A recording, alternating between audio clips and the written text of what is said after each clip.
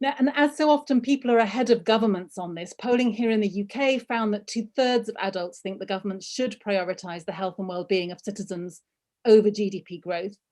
And of course, we've had, a little glimpse of what that might look like through this terrible COVID pandemic, because for a short time at least, governments around the world have, or at least some of them, have prioritised public health above GDP. They have enabled people to stay at home, and here in the UK through the schemes to enable the so-called furlough scheme, where people in the UK have been able to stay at home rather than have to go to work and be infected. So we've seen a model of how money can be spent, how political will can be found. And the thing we need to do is to make sure that we now harness that same political will and absolutely direct it to an even greater crisis, which is, of course, the climate and nature crisis. I think as well, in terms of the principles, the Green New Deal has to deliver a future where people and the ecosystem can flourish. And that means moving towards things like redistributing ownership through cooperatives, through mutuals, through community benefit companies. We need to value the work that human hands do, growing, producing, delivering the food we eat. We need to invest in universal basic services so that everyone's basic needs are met, for housing, for education. We need a jobs guarantee so that everyone is able to access meaningful, well-paid work. And we need a shorter working week so that we all have time to contribute to our communities. I'm sure I'm running out of my 3 minutes, but my last point very quickly would be to say, and this is crucial for tonight, that a Green New Deal must be international in outlook, because transformation in the global north cannot be built on the extraction of resources and the exploitation of people elsewhere. That means transforming our lives, not just our energy sources. And I think a real Green New Deal in the UK, for example, would recognise our colonial and climate debt to the global south, and in turn would mean transferring finance and technology where they're needed, cancelling debt. It means listening to and learning from Indigenous communities from the global south. And I'm really sorry that that we don't have our Brazilian friend with us as well, but I hope that we can learn from her in particular on that, Joena Wapichana. Thank you, Caroline. Caroline, absolutely, and you highlight the importance of this global nature, that we can't retreat behind the nation state. So can you tell us a little bit about what the Alliance is planning to do over this year, and how you're planning to work together, and what your hopes are for this Alliance? Yeah, well, I'm deeply hopeful and excited. We have our first full meeting in September. And from then on, I think we'll be working together in 3 key ways. First, we'll be learning from each other, transferring legislative approaches to the Green New Deal around the world in our respective parliaments. For example, in the UK, Clive and myself are retabling our Green New Deal bill in the autumn, and we'll be seeking input from Alliance members before we do so. There is such a huge amount that we can learn from, for example, Costa Rica's ambitious decarbonisation plan. So we hope to learn from Paola and use what we learn to influence legislation here. So part of it's going to be about sharing best practice, replicating successful approaches so they can make change happen faster. Second, we'll be coming together at key moments like the critical COP26 meeting this November to urge world leaders to be more ambitious. And we're going to keep that laser focus on action and holding them to account. And by doing that, we want to try to add momentum to stalled, slow, and insufficient international processes. And finally, we want to challenge the institutions that currently block further and faster change, like the World Trade Organization, the IMF, the World Bank. And I think what will make those challenges more powerful is that we are an alliance that brings politicians from the global north and the south together in a united alliance. And it's the first of its kind to do that we know of. And we will take inspiration from one another. I think as politicians, none of us are prepared to limit our imagination simply to tinkering around the edges to creating a world that's not quite as bad as the one we have now. We all believe in a world where we don't treat people or our living, breathing planet as expendable. It's a world where we can all flourish. And that, I think, is what makes this alliance so important, because none of us can do this alone. Thank you, Caroline. Absolutely, and I think the critical importance is that it's global in nature. It's rooted in all of these experiences, and I'm told we have, although Joena can't join us in person, she has sent us a message for everyone, and I wonder if whether we're set up to be able to play this message. Over to you, tech team.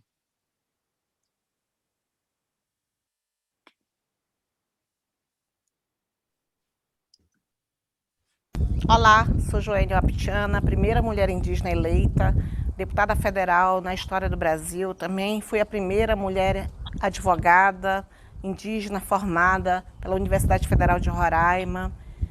Sou líder da Rede Sustentabilidade, que é meu partido político.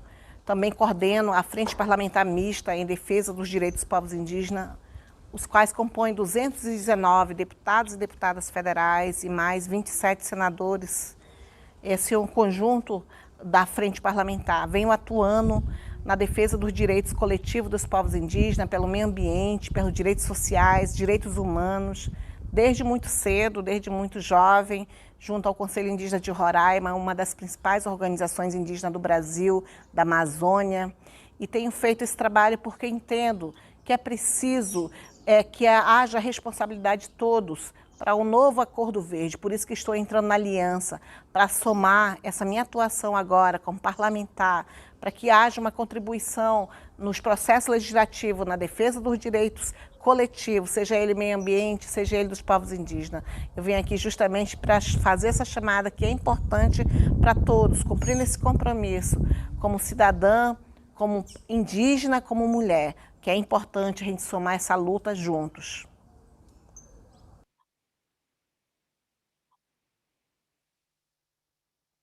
Very, very powerful message. Thank you, Tech Team. And the importance, of course, of connecting both Indigenous, feminist and environmentalism together. Our next panelist, like Paula Vega, is another renowned feminist and environmentalist. She's the chair of the Environmental Committee in the Costa Rican Congress. She's an elected Congresswoman. She's probably one of the most powerful progressive voices in Costa Rica. She's making sure that change is embedded within the Costa Rican Constitution, and is one of the key proponents for a Green New Deal. I'm delighted to have you join us, Paula.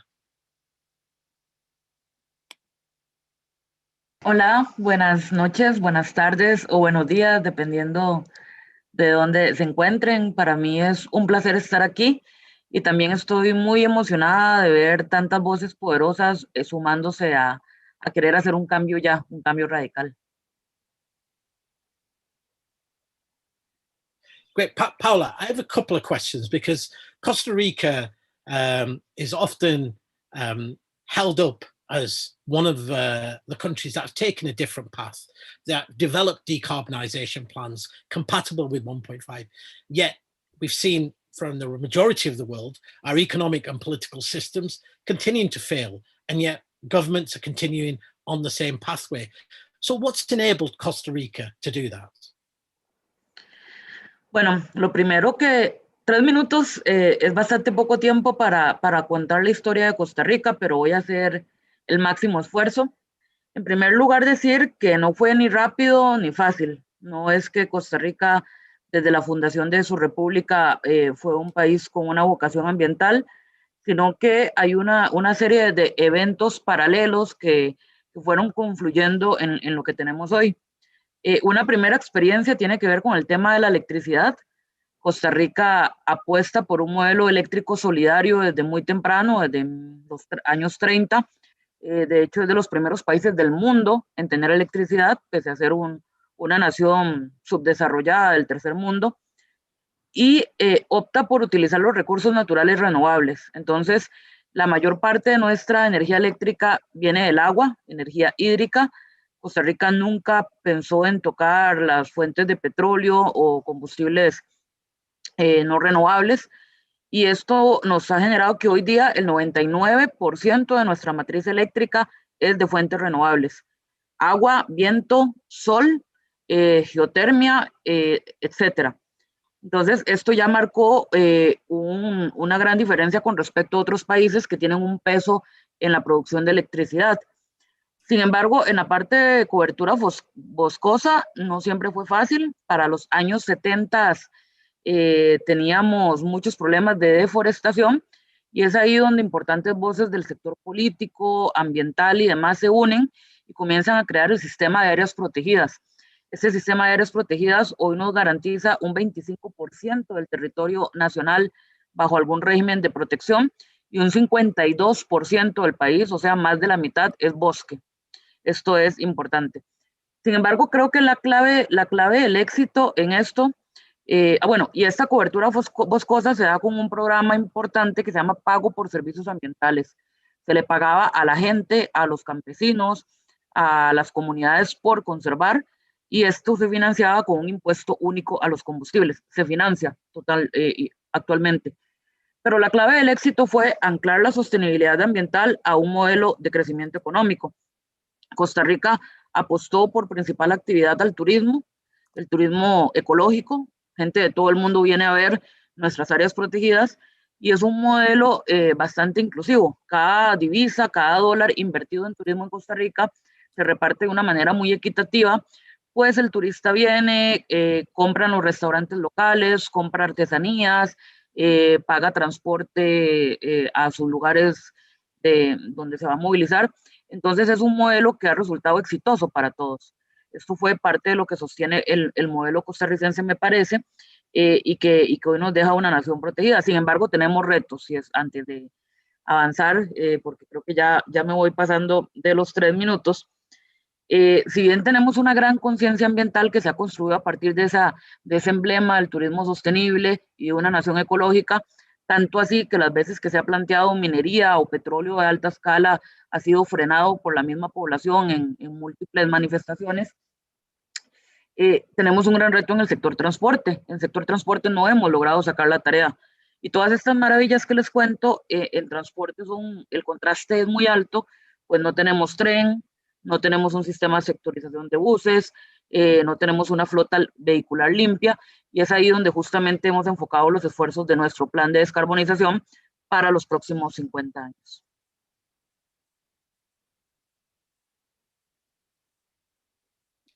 Thank you, Paola.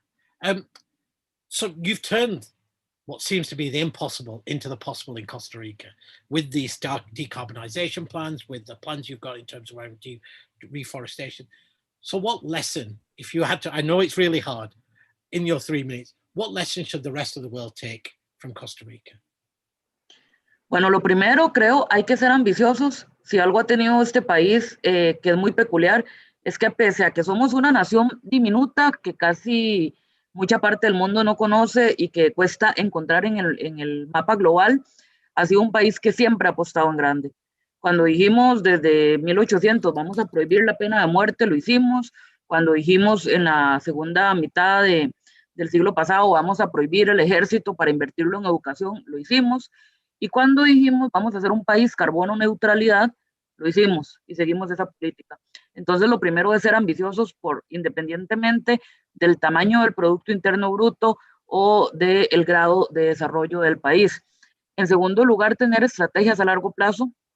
El mayor éxito de las estrategias en materia ambiental es que han sido a largo plazo y han planificado las pautas de acompañamiento con todos los sectores para poder ir dando resultados. Algo importante es que han involucrado a las diversas fuerzas sociales. Sin el sector privado y sin las organizaciones ambientales, por ejemplo, estas políticas no hubieran sido exitosas. Algo importante es tener una institucionalidad robusta. Costa Rica, después de la cumbre de Río, se dedicó a fortalecer su normativa desde la Constitución Política, donde tenemos un artículo, el artículo 50 de la Constitución Política, establece el derecho a un medio ambiente sano y ecológicamente equilibrado. Esto ha dado pie a que elementos como el principio precautorio, como la participación ciudadana en materia ambiental, etcétera, sean ampliamente resguardados por el Tribunal Constitucional, acá se llama Sala Constitucional, y ha sentado una enorme jurisprudencia en beneficio del medio ambiente, que hoy ha logrado coger, pero además hicimos una serie de leyes, la ley de biodiversidad, la ley orgánica del ambiente, tenemos diversas figuras para tratar justicia en temas ambientales, el Tribunal Ambiental Administrativo, la Secretaría Técnica de Planificación, que se encarga de hacer estudios de impacto ambiental de alto calibre para todas las obras. Entonces ha habido toda una institucionalidad robusta. Hoy por hoy está en peligro, dada la crisis económica, porque no tenemos realmente presupuesto real para poder invertir en el ambiente. Entonces, la otra enseñanza que les quisiera dejar es que institucionalidad sí, robusta, participativa, moderna, gobierno abierto, métricas y demás, pero con suficiente contenido presupuestario. Sin contenido presupuestario a nivel de la legislación ambiental no se hace nada y es uno de los problemas que estamos enfrentando ahora. Hoy por hoy están creciendo voces que anteponen la reactivación económica post-COVID con el tema de la extracción de recursos naturales y tenemos que lograr que eso no pase, más bien sacar ventaja de la pandemia para ofrecer nuevas oportunidades y demás. Me parece que, por último, una de las lecciones es trabajar lo cultural. Trabajar lo cultural. En Costa Rica pasa que nuestra gente se siente orgullosa cuando salimos en una revista mundial por nuestros parques nacionales, por nuestros recursos, por tener las playas más bonitas y la gente es realmente ambientalista, realmente ordenada. Ya para terminar, el Plan Nacional de Descarbonización al 2050 se centra en las áreas de mitigación donde tenemos más problemas: transporte público, agricultura y ganadería sostenible y residuos sólidos, que son el tercer factor de emisiones en Costa Rica, sumamente grave.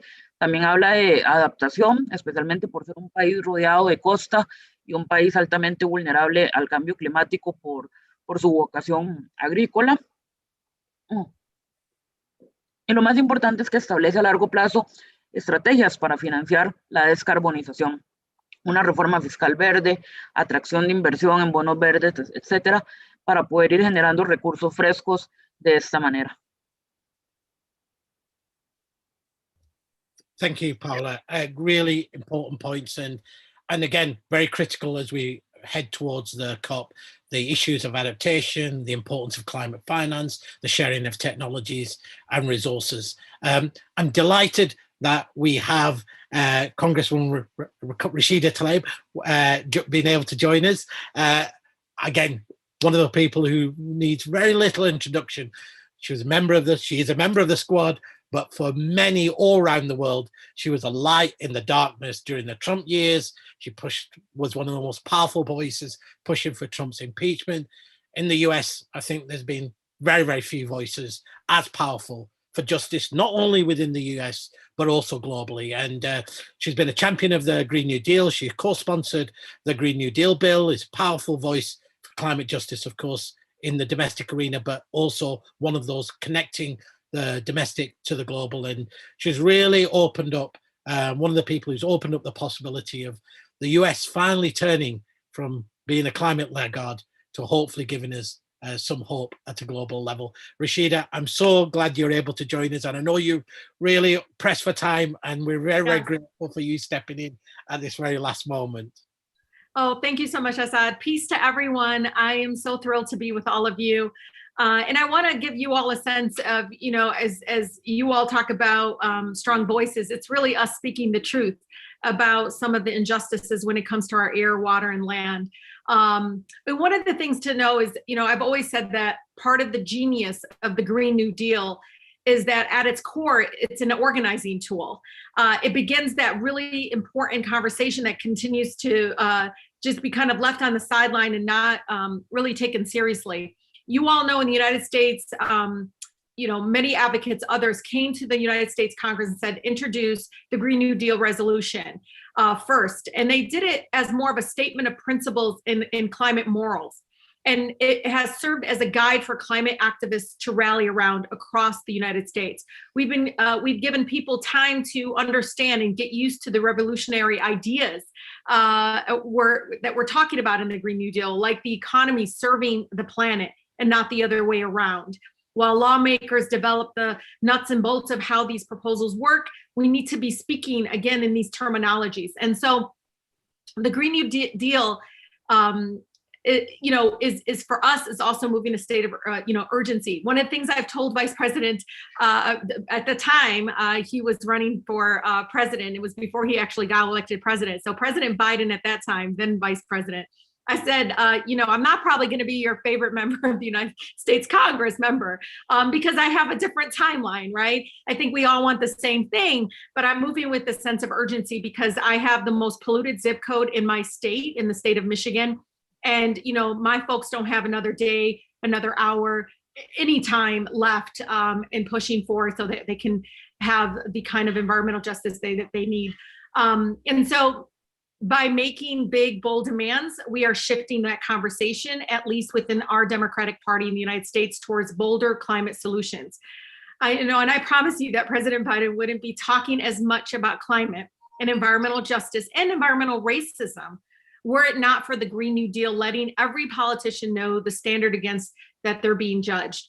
I love that folks are being asked about the Green New Deal. It is important because these set of principles are things that, again, every person that was, elected needs to be able to answer. You know, our job now is not to take our foot off the gas, right? No pun intended. But mainstream politicians finally are starting to get serious about climate change. And it's not our time to back off. Please don't. It's the time to really ratchet up the pressure and keep being, bold and demanding that we have meaningful change when it comes to climate crisis. These offices need to continue to hear from you. They need to hear from their constituents. And once offices are back open again, they need to feel and hear you in person. They need to know that we aren't accepting false solutions. We aren't accepting politicians and those who talk about talk the talk, but not offer, continue to offer these half measures. We have the power in our hands and we have to yield it in coordination with each other. And I'll leave you all with this. I grew up in the most beautiful, blackest city in the United States, and that's the city of Detroit. And every corner is a reminder of movement work. We birthed movements, civil rights, labor rights. I mean, people died for these rights to organize in the workplace so they can have human dignity, to be able to say, no, I should be able to live and send my child to any school. I should be able to do all of these things. I am a human being, right? And so Grace Lee Boggs in Detroit taught me at a very young activist age. And Grace Lee Boggs is someone, you got to read her writings. She was incredible. But she said, don't always think that transformative change happens with who's in the White House and who's in Congress. It happens with us when we demand it in the streets. They didn't get up and say, let me pass the Civil Rights Act or let me pass the right to organize in the workplace. Poof. No, it was because we organized in the streets. And so remember that as you continue this movement, to be able to have the right to breathe clean air, the right to have a future and so much more. I am blessed that I have a soon-to-be 16-year-old in my house who reminds me that this is about his future. And so as you all continue to do the work, know this, you're giving credibility not to just myself and the squad. And by the way, Asad, the squad is all of us. Anybody that believes in equity and justice is the squad, y'all. And so know that you all give credibility to us because they do try to other us within Congress. They try to make it out like we're not speaking that truth, but you all come knocking on those doors, not busting down doors like others on January 6th, but you're coming knocking on doors and you're coming and saying to members of the United States Congress, to those in power, we have no time. Time is up. And so I thank you so much for giving us that credibility. Thank you. Thank you for continuing to speak that truth. We have so much more work to do, but I know honestly that we wouldn't be talking about infrastructure and climate the same breath if it wasn't for the work that you all continue to do. But thank you so much for this opportunity. I am so happy to have here. And of course, Ilhan Omar really, truly wanted to be here, y'all. And she just could not, and I'm feeling it, but she owes me because she knows now I have to rush to the airport to catch a flight. But again, thank you so much on behalf of my residents who are frontline communities and my neighbors here that are sending their kids to school with dirty water. They don't have clean drinking water. They are dying at a higher rate of COVID because of pre-existing conditions, because of pollution. And I get emotional about this, but it's because of all of your work. So continue that work, please. They need you all. Thank you so much, Asad. Thank you, everyone. Peace. Rashida, thank you so much. I don't know if you've seen in the chat, there's lots of love coming to you. You are, of course, not just a representative in the United States. You represent all of us. I think there were speaking for people all around the world. You and all the squad, and collectively, you are beacons of hope and justice, and a really powerful intervention. The importance of both movements, of visions and demands, and of being able to be bold and believe. So thank you ever so much. I'm really grateful that you were able to join us, and look forward to speaking to you again soon. Take care. Take care, everyone. Please be safe. Bye. I think there's no amazing, as all of the panelists have been so far, and carrying on this amazing number of women, feminists leading from the front. Our next panelist is Manon Aubry. Manon, I think many of you who are active in European politics and progressive politics will know she's the co-chair of the Left Group in the European Parliament. She's been co-founder of the Intergroup on the Green New Deal. She has been one of the most passionate voices for climate and social justice, and one of the most fiercest critics of the EU on its stance, particularly on the COVID vaccine, the COVID monopolies, the links between the EU institutions and big pharma. I'm really delighted, Manon, that you were able to join us, and we'll look, and again, real kudos for all of your amazing work within the EU and of course domestically. I have a couple of questions for you, Manon. The first is, I mean, although the UK has left the European Union, we look over and it looks like the European Union has listened. You know, it's got a Green New Deal, it's taken up the call. Is this a moment for us all to celebrate? Well, hi everyone, first off, and I'm very happy that we finally get together to launch this, because it's been somehow an old idea we all had, because we've been all fighting on our sides, but looking at what's going on everywhere in the world, we actually felt, you know, that we're not alone. Sometimes we feel unknown inside the parliaments, and this is true, I'm sure, in the UK, in the US, or here in the European Parliament. But actually, when we look outside of the parliament, we're not unknown.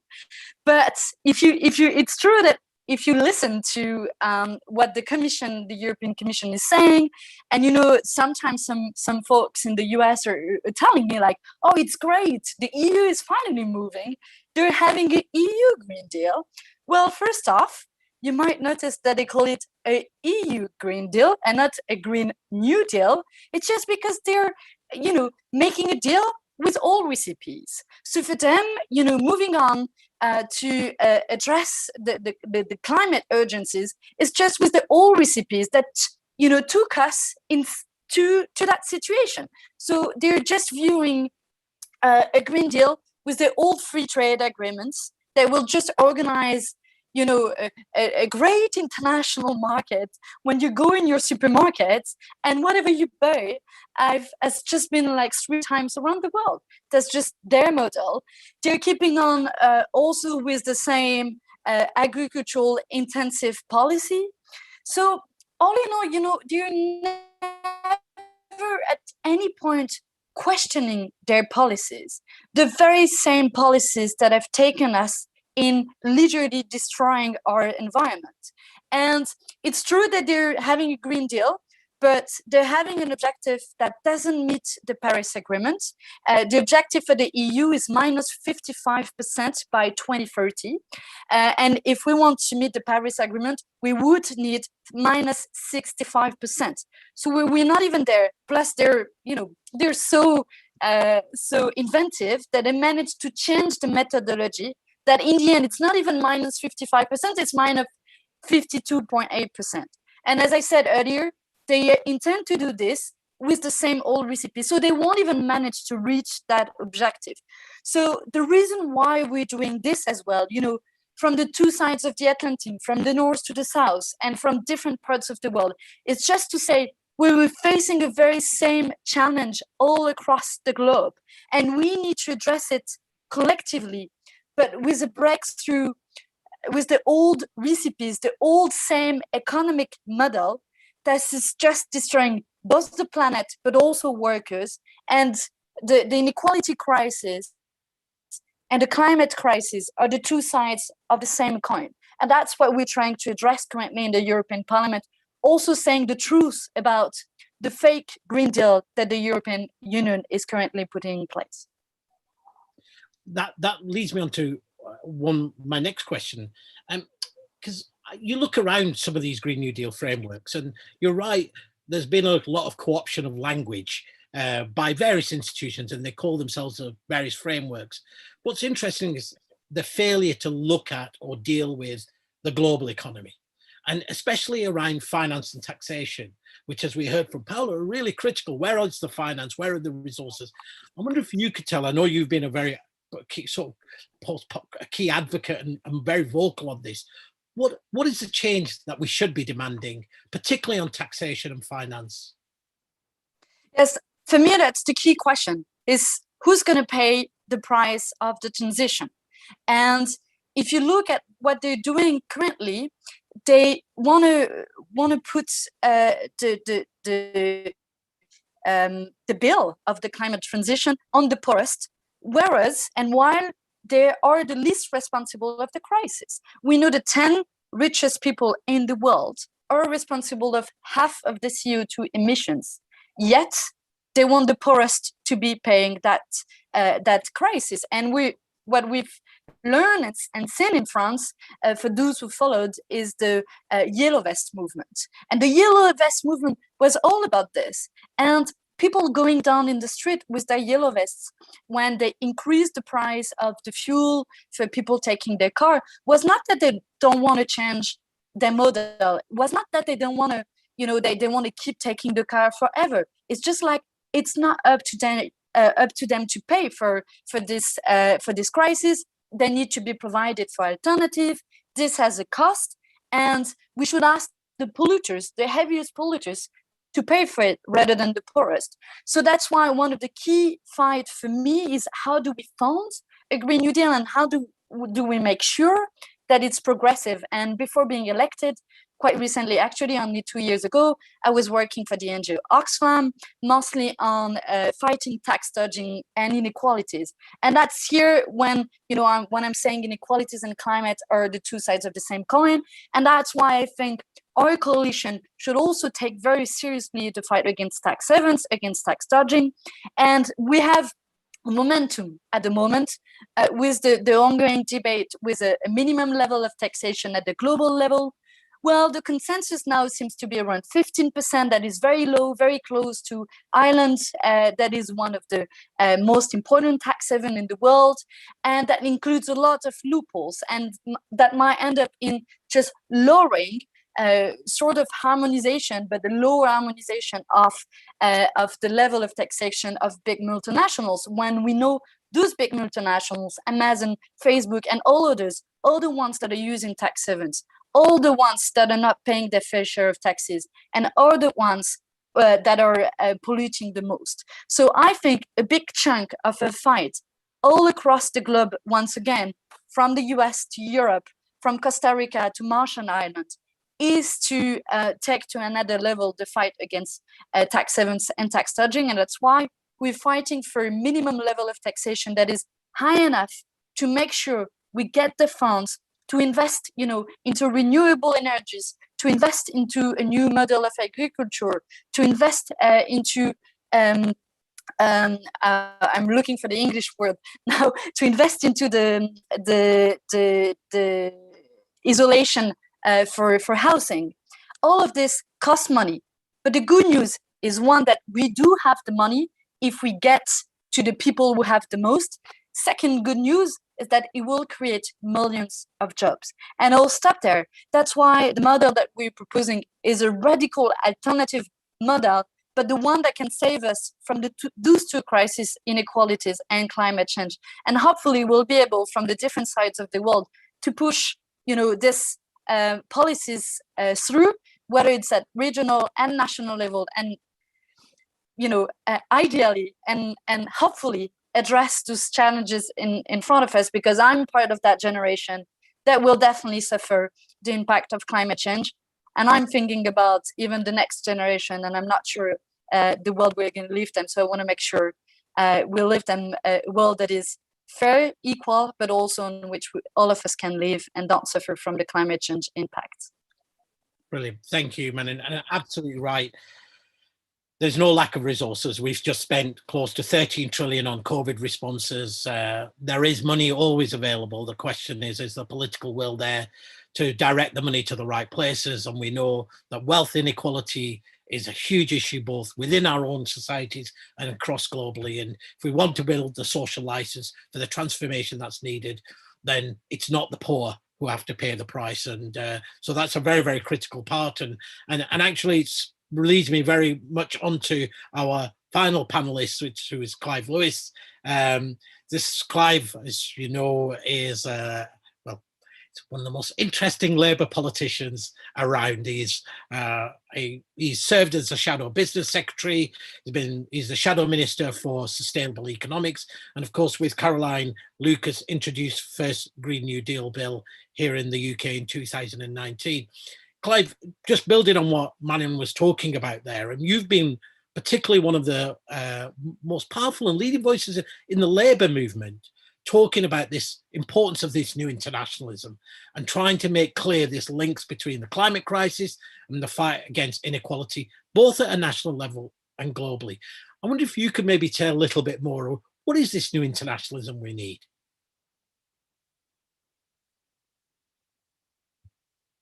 I think you're on mute, Clive. Someone had to do that. That's how interesting I am. Thank you, Asad. Thank you for that introduction, and it's wonderful to be here today. It's just so exciting to be with colleagues from around the world, with visitors and guests tuning in to listen to the launch of this really exciting project. Like Caroline and I have been excited about this for months now, and it's finally here. And I think the sky's the limit. So, I mean, look, I want to give a little bit of context first, if that's okay, to kind of explain why I think we're in the situation we're in. I think, please bear with me, and a lot of you would have heard this before, but I always think it's good to give the context to understand why we need to find a new form of internationalism, if that's what we're going to call it, to be able to deal with the challenges that we face. So a little bit of context first. I think most of us will probably be aware that in the 1960s and 70s, faced with growing demands from students and workers domestically here in this country, in the US, across Europe, and the global South internationally, for example, the non-aligned movement, businesses and political elites, I think, decided that the best way to counter this upsurge of democracy and demand was to diminish the capacity for national and international agency. So instead, the world and its workers would be subject to, as someone called Milton Friedman put in, an economist from the right, the iron discipline of the market. Whether at the UN, the Bretton Woods system of international financial governance, or indeed our own domestic abilities to manage our own economic affairs, our political leaders outsourced power to unelected corporations, financial powerhouses, and new institutions of globalization. And that's one of the key reasons why we are where we are, which is on the brink of a climate and ecological collapse. We know the science, we know the risks, and yet as so-called democracies, we simply do not seem to have the levers necessary to pull on to stop what is happening at a fast enough rate. And so instead of democratic control of the increasingly interdependent global economy, we have an almost automated system of incessant capital accumulation, a creed for greed that is killing us. So I think, Asad, in addition to new forms of internationalism, are you returning to where we were 50 years ago, which, let's be honest, would be an improvement on where we are now. We also need to find other deeper ways of making decisions in the interests of the planetary population, of all of us. And that means, I think, developing political and cultural forms that are an immediately planetary scale, that are capable of operating in a world that has already surpassed its organizational structure through the relations between states. It means transitioning from an international to a planetary political vision. And look at COVID. Look at the way nation states, the G7 nations, the wealthy nations, they promised the world that this would be a global response to the pandemic. And yet what's happened? We see nation states bidding against each other where the global South cannot compete. They've broken their promises on COVAX, and they've basically pushed the price up. And we're now looking in the UK at third vaccinations before even 2% of the world have been vaccinated. And yet we know that there can only be a global solution to this pandemic, because the longer this pandemic runs unchecked, the more chance there is of new strains of this virus, of this pandemic. And that affects us all. So decisions taken at a national level no longer, I think, necessarily taken in the best interest of the planet. And that applies to the climate as well. So that ultimately means a new way of governing, the already amazing depth of planetary independence we already have. That's a good thing. Planetary interdependence is not a bad thing. That's developed over the last 50 years. We now have to find ways of being able to manage that. Now, I understand that's a bold leap, but like many here, I'm tired of being told the limits of what's possible and what's not by the very people and institutions currently driving us off a cliff edge. So I say better to dream big and start to do the hard yards about how we're going to build that interdependence and make decisions on a global level, which can actually begin to affect that. Better to dream big than die small. And I think that's why this alliance has so much potential for me. It's the start of that process, or the deepening of that process of international communication between legislators who all are heading in the same direction and understand those planetary priorities that are needed to be confronted as a matter of urgency, Asad. So, Clive, you talked about, we need a new type of politics. We need a new way of doing politics. We need new political projects. These are issues of the global commons. They're global in dimension. We need to be addressing them with that kind of bold vision. So tell us a little bit more of how is this alliance going to do that new way of doing politics? Because often we hear a lot about, this is what's needed. So maybe you can spell out maybe what your hopes are going to be in the coming years. So I think the first thing is, it's something like this. Obviously, it started with 5 or 6 of us who have basically kind of got together and launched this, and it's going to expand to 30 others. But it's not just us. It's the networks that we're a part of. Here in the UK, we're part of the Green New Deal UK network. We're part of the UK climate movement, which is a multifaceted set of institutions, organizations, individuals. So already we're beginning through these international links, these individual links, beginning to build international movements. And I think that to me is one of the key things. We need to build a national movement, a bigger, better, bolder movement here in the UK. But that also needs to happen internationally. And I think what this Green New Deal Alliance does, it allows us to begin that process, or to deepen that process of doing that on an international level. But I think also as well, look, I think you can learn things from how we're cooperating internationally as politicians. So, for example, me and Caroline come from different political parties. Under our political system, we actually compete against each other politically. I try to take seats off Caroline's party and vice versa. That's the way that our political system is geared, adversarial. It's a first past the post system. It makes that an inevitability. And yet me and Caroline have put that fact aside. The fact that, every 4 years, I try to take her seat off her and she tries to take her seat off me. Theoretically speaking, that's what happens in the parties that we belong to. And yet we understand, put that aside, we understand the climate crisis is such that we have to work together. And I think we can then begin to apply that internationally. Now, look, I don't know every position that Paola or Manon has ever taken on an untold number of political issues, but I do know they are progressive. They want to see more democracy, less power for capital, and that they've signed up to the guiding principles of climate justice, transformative change, and enhanced democracy. And so I think ultimately, if we can put those differences aside, if we can look at what the priority is, it is an existential threat that faces us. Then if we can show that leadership, then I think others can, whether that means organizations working together better, whether that means people in different countries and different organizations working better together collectively. And if we can do that, then we can begin to demand that and expect that and drive that from our international leaders. And I think one of the things, and I will finish on this, that I'm really hopeful that the Global Green New Deal Alliance can do. It can offer a voice and leadership, not just for the Global South, but for every decent person on this planet that doesn't believe their leaders in the G7 or the G20 at present represent our interests. And I don't think they do. They represent a very narrow set of interests. And this is our opportunity to share information, to network, but also to be an international voice, one that's progressive and one that puts people and planet first. Thank you, Clive. And thank you to all of our wonderful panelists for all of their amazing contributions. I wish we had like hours and hours, because there are so many incredible questions in the chat, in the Q&A. I feel terrible about trying to even decide which ones to choose, but I'm going to sort of randomly pick two, which I think maybe speak to at least some of the questions in many of our minds. And what I'm going to do is I'll actually say both questions, and I'll go again through order, and I'll just ask you to speak. You can choose which of the questions you want to answer, or if both. I'll give you a couple of minutes because we need to finish it on the dot by 7.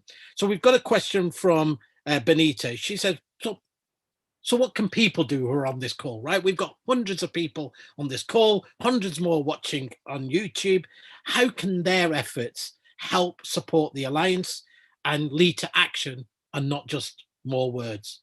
And the second question we have is from Benjamin, who says, you know, we've all been inspired. I mean, I think the dial has been shifted by the movements that have arose in the last few years, from the youth movement to the Black Lives Matter, etc. How have young people's movements inspired you, and are you working with those? And maybe tell a little bit more of the connection between your work and those movements as well. So let me start with Paula, if that's okay. Gracias, Asad.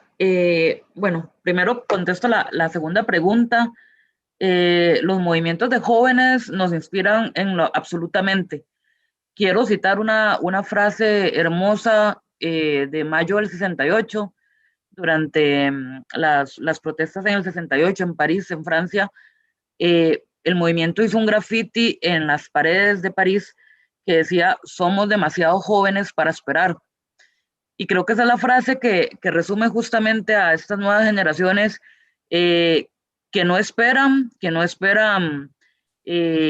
nos atrasemos tomando políticas, tomando acciones, que no toleran el intercambio de intereses particulares en contra de principios colectivos o universales, y son totalmente la fuerte inspiración, gente como Greta, como los movimientos Fridays for Future, por ejemplo.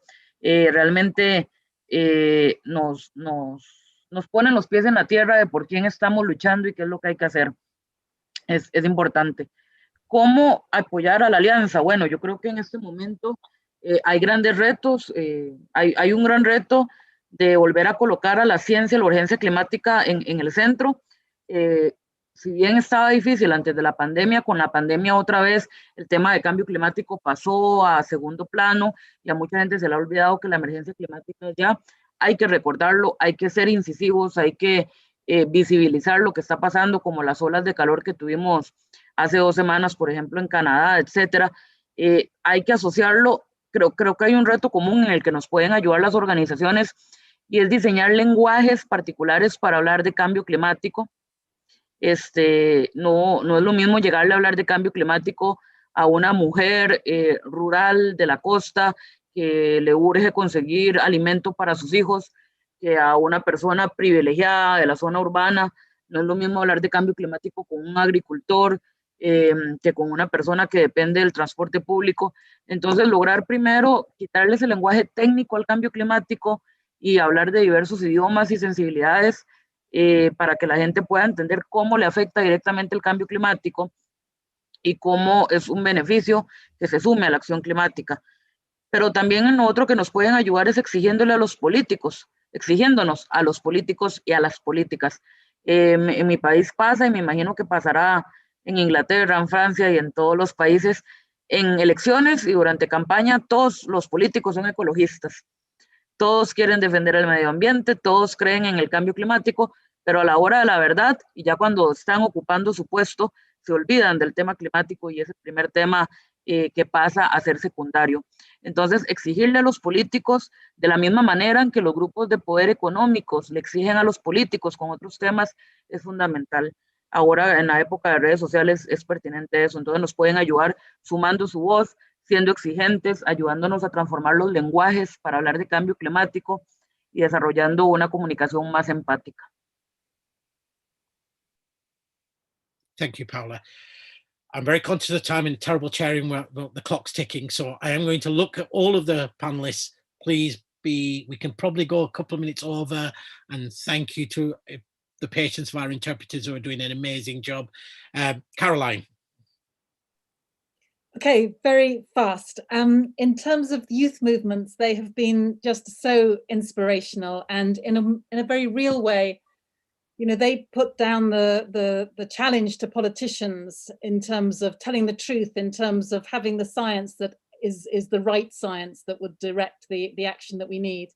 And so our first draft of the Green New Deal back in 2019, in many ways, was responding to some of the issues that had come out from those youth movements. We'll be holding an event with Green New Deal Rising, which is the UK based young people's movement for a Green New Deal. We'll be holding an event with them at the COP to try to put more pressure on global leaders. And just today we've been consulting, Clive and I, on the Green New Deal bill with a range of different movements in the UK, including young people, and that's absolutely going to be critical going forward. And then just very quickly to Benita, one thing I wanted to say, and there's another question actually in the question asking if there's a manifesto for the group or something. And I just wanted to urge you to go to the website, because on the website you'll find something called the Declaration for a Green New Deal, which we would love other politicians to sign. So one thing people could do would be to see if their politicians, local, national, global, will sign that declaration, because then we can build that momentum. But also, and this is specific to the UK, but there will be mobilizing groups around the UK who are organizing around Green New Deals locally. And if you can get involved there as well, that would be absolutely fantastic, because it's got to be bottom up and we've got to be driven by those movements. And in a sense, we're hoping to be the political arm of that whole process. Great, thank you. I'm going to go to Clive, because Manon, I want you to have the final word. So I'll go Clive. Yeah, I think in terms of those that have inspired me, I think I agree with Paola, the climate strikers, seeing so many young people come out, and it was two things. It was one, the sense of powerlessness that they felt at the time. I think that's changed, but the sense of powerlessness that they couldn't engage in the political system, and yet decisions were being taken or not being taken that were going to have profound implications on their future. Let's not forget, many of these profound implications are already happening here and now, but we know that they're going to be picking up the real tab when they come of age in their future lives. And I think finally, this is just a very quick point, because Caroline's covered most of the things from us here on the Green New Deal UK. It's kind of funny quip that someone said to me, a lot of the greenwash and a lot of the political policies that are being pushed by politicians who really do not understand or care about the climate crisis, many of them themselves will be in the carbon cycle by the time this issue comes to fruition, and they will not be there to be held accountable. And I think that was so right. So we have an obligation and a duty to work with them to ensure that they have a future and that we all have a future. Great. Manon, over to you briefly, please. Well, I'll just say in a word that we're now, a couple of policymakers, but what will really bring weight if there are a lot of people with us. And I see in the chat, youth is true, but not only youth.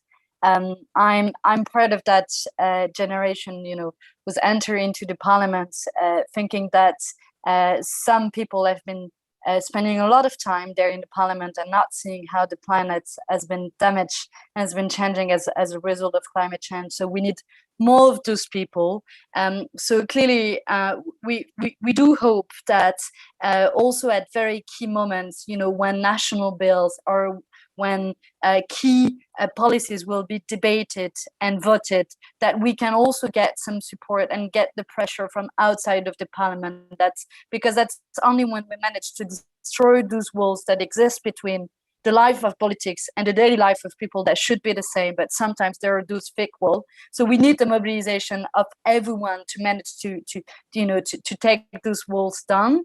And there are many ways through which we can manage to do it. But I do believe in the force of mobilization to actually get some action and to get some policies down the road. So let's see each other first in the next COP, but also let's see each other down the streets, and let's help each other when there will be some key votes and key policy moments in different countries where we do have representatives.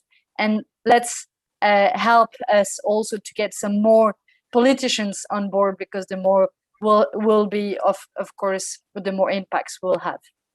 Brilliant, thank you. And thank you to all of our amazing speakers for being here, for founding this incredible alliance. I think you've heard from all of them. Yes, we not only need to have a vision, we need to have demands, and then we need to build our power around us to make those demands become possible. Please visit the Alliance site if you haven't seen it before. I think it's been posted in the chat. It's www.globalgreennewdeal.org. Urge your representatives to sign the declaration, and of course continue to keep an eye out for future events. I don't need to tell you about how critical and important this moment is, and how we have to turn this moment of despair into hope. I really hope that we will very shortly be able to be together face to face, be able to meet and organize collectively. But tonight's event would not have been possible without all the generous support of all of the officers of Caroline, Clive, Manon, Paula, Joena, Ilhan, Rashida's office, all the work that they put in, the Centre for Economic Policy Research, who've also kindly put in a lot of staff time to help this project, the incredible interpreters who are just do an amazing job. Carla, Patricia, Camilla, Carol, Dorothea, Mariajo. Hopefully I'm pronouncing that right. And of course, the wonderful tech team at 350. And most importantly, but not least, all of you. We are the change that we want to see happen, and only by collectively working together. So thank you, everybody. This is just the beginning for this alliance. We have huge hopes for it. And again, thank you to all of our panelists or speakers, and to everybody who's joined us this evening. Thank you, comrades.